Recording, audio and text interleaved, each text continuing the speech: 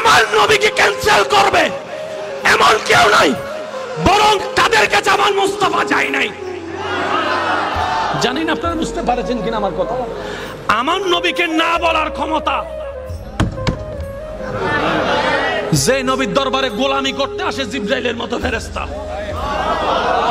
এমন মায়ের ফুটকে আছে যে মুস্তাফাকে রিজেক্ট করবে। তারা নেয় নাই নয়, আমার নবী তাদের কাছে যায় নাই।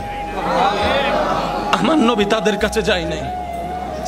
আমার নবীর নিয়ত, আমার নবীর চাওয়া, আল্লাহর মর্জি ছিল হালিমাকে সাদিয়া বানানো।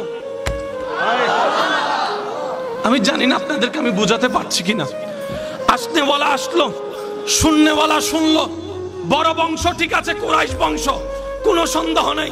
কিন্তু যখন শুনে বাবা নাই, অনেক মেয়ের আজকাল বিয়ে হয় না বাপ না থাকার কারণে, বাপ না থাকার কারণে বিয়ে হয় না।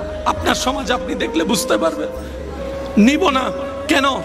ওই বাচ্চার বাপ নাই, ইনকাম আমাদের ভালো হবে না। যার বাবও আছে, টাকাও আছে, তাকে যদি নিয়ে বেতনও পাবো, পুরস্কারও পাবো। তারা তো বুঝতে পারে না কি হারাই ফেলতেছে। সবাই ঘুরে ঘুরে চলে যাচ্ছে। হালিমা বাকি ছিল। হালিমা গেলেন।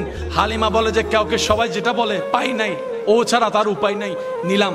এবার হালিমা যখন সর্বপ্রথম কামলিওয়ালা মদিনাওয়ালা রহমতুল্লিল আলামিন নবীর চেহারা মোবারকের দিকে নজর পড়ে, হালিমার দিকে তাকায়া আপনার আমার নবী একটা মুস্কি হাসি দেয়, একটা মুস্কি হাসি দেয়, যে মুস্কি হাসি যেন প্রমাণ করে ও মা, আমি তো তোমার অপেক্ষায় বসে আছি, আমি তো তোমার অপেক্ষায় বসে আছি।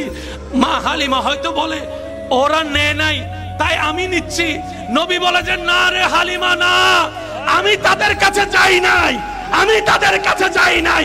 যে মুস্তাফা আঙ্গুল তুললে চাঁদ খেলতে শুরু করে, সেই মুস্তাফাকে রিজেক্ট করার ক্ষমতা পৃথিবীতে কারো নাই।